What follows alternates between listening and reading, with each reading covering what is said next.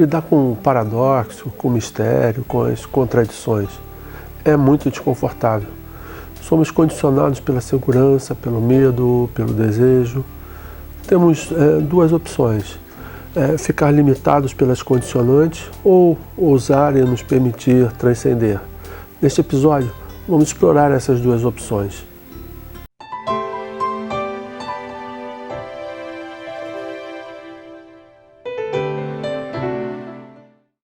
Após cerca de 40 anos de inquietudes, busca, estudos, conversas, encontrei respostas que partilho com peregrinos como eu, que chamamos de peregrinos da sabedoria perene ou universal. Não falo sobre verdades absolutas nem dogmas, mas de experiência de vida, de sofrimento, de alegria, de dor e de amor. Se você quer saber mais sobre este ou outros assuntos relacionados à espiritualidade, no seu sentido mais abrangente, não estrito à religião, se inscreva agora mesmo no nosso canal, clique no sino para receber avisos de novas postagens assim que forem feitos. Acesse nosso site e me acompanhe em uma jornada de respostas, mas também de muitas outras perguntas. Vimos anteriormente que após o nascimento, todos nós desenvolvemos um modelo mental que é baseado na comparação e distinção, que é chamado de mente dual. Realmente, precisamos de nossa mente dual para funcionar no dia a dia da vida, fazer nosso trabalho como professores, médicos, engenheiros e todas as outras atividades. É uma dádiva quando desenvolvida e utilizada de modo sábio e criativo. Entretanto, ela não nos leva onde devemos chegar. A mente dual não pode acessar ou processar coisas tais como infinidade, mistério, Deus, graça, sofrimento, morte ou amor. Quando se depara com um amor incondicional, a mente dual nem mesmo pode começar a entender. O bem viver, a sabedoria da vida, está em 1. Desenvolver uma mente unitiva, não dual. E 2. Saber utilizar ambas, a dual e a não dual, cada uma em seu contexto.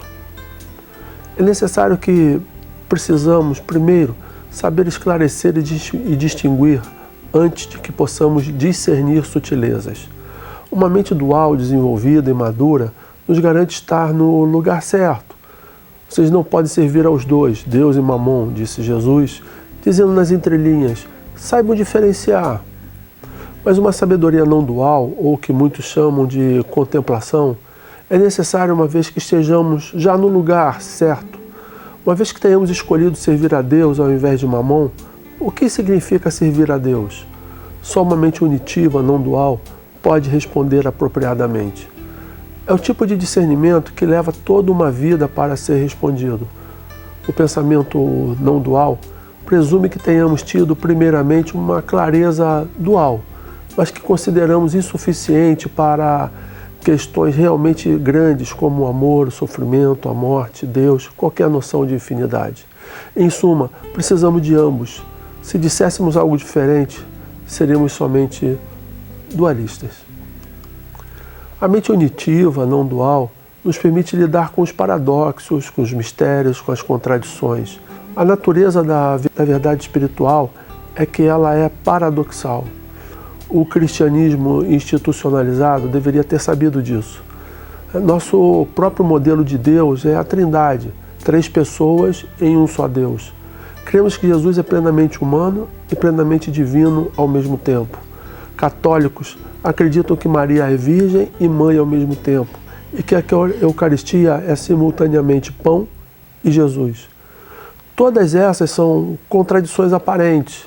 Elas não fazem sentido para o lógico, o dual, para a mente ou uma coisa ou outra. Essas crenças só podem ser compreendidas pelo não dual, pela mente que acata o o também, no nível da alma.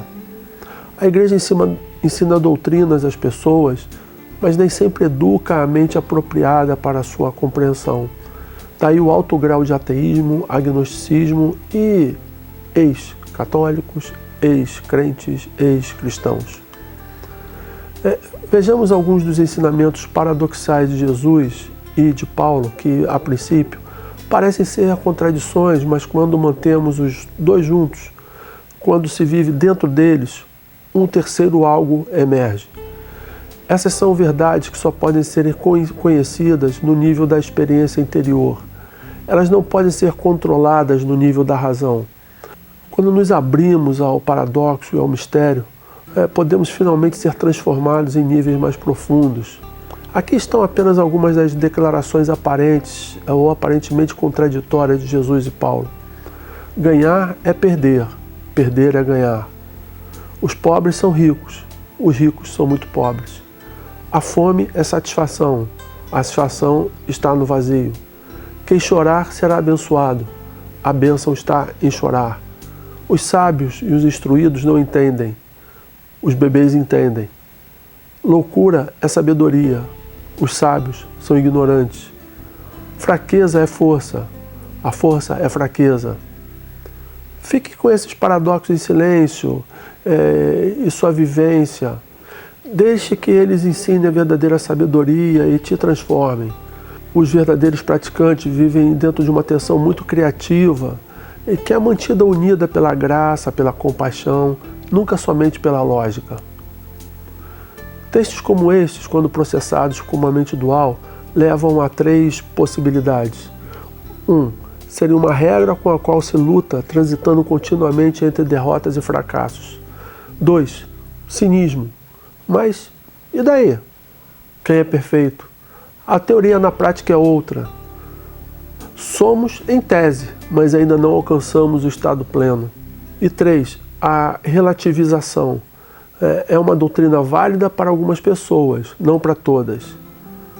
Quando processados por uma mente não dual, unitiva, contemplativa, é aberto, ou, como diria Aldous Huxley, um admirável mundo novo. Um estilo de vida dos alfas. E aqui compartilho uma estatística. No máximo 5% das pessoas têm optado por este estilo de vida. Alguém pode dizer que estou fazendo apologia do liberalismo, outros do conservadorismo. Deixa eu esclarecer uma coisa. Jesus era mais conservador que o mais conservador que você já tenha conhecido. Ele disse, eu vim cumprir a lei e não mudá-la.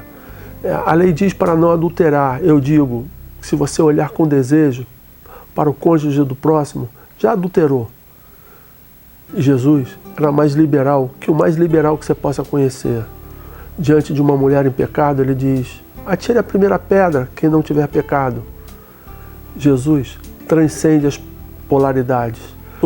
Só é possível absorver com a mesma mente com que ele processava as coisas. Mas então, como lidamos com o paradoxo, com o mistério, com as contradições? Vivendo-as. Não apenas suportando, aliviando a tensão, resolvendo-as rapidamente. Os momentos em que nos encontramos ou contamos com as nossas contradições são muitas vezes pontos de inflexão, oportunidades para entrar no mistério mais profundo de Deus. Uso a palavra mistério de propósito. Ela aponta para a profundidade, um futuro aberto, imensa liberdade, uma espécie de beleza e verdade que não pode ser totalmente expressa, definida ou compreendida. Mistério não é algo que não se possa saber. Mistério é algo cujo conhecimento é infinito. Viver dentro de tal conhecimento infinito é, por fim, um conforto, um fundamento do apoio final, de segurança, do amor irrestrito e do cuidado eterno. Seja quem for a pessoa, é preciso muito da nossa vida para chegar lá. É o que certamente é o significado de crescer na fé. Não se pode provar e não se pode ser ensinado, só pode ser aprendido. Cada alma deve aprender por si mesma, apoiada na esperança pela observação de outras pessoas cheias de fé. O discernimento não está em escolher entre um totalmente certo e outro totalmente errado. A sabedoria autêntica é encontrada em um nível mais sutil, não dual. É escolher entre 2 parcialmente corretos.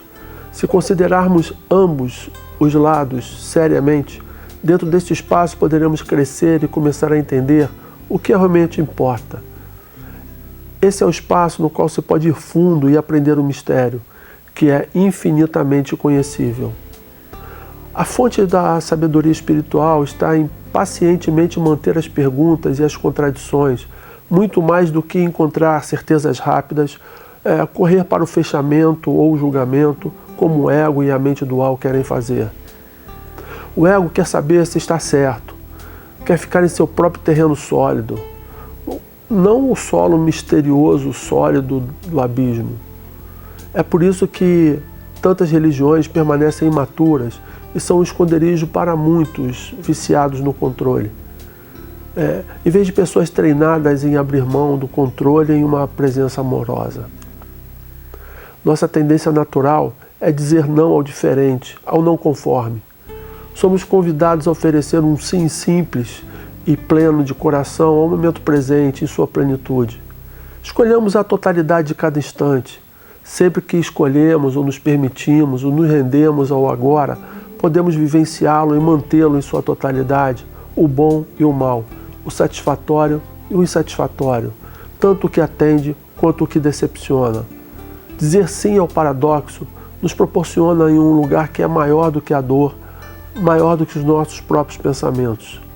Aqui, a divina amizade nos segura. Essa é a consciência não dual. Um orientador maduro irá ensiná-lo a negociar a escuridão, como esperá-la, como segurar, como viver no limite. A mente dual simplesmente não sabe como fazer isso.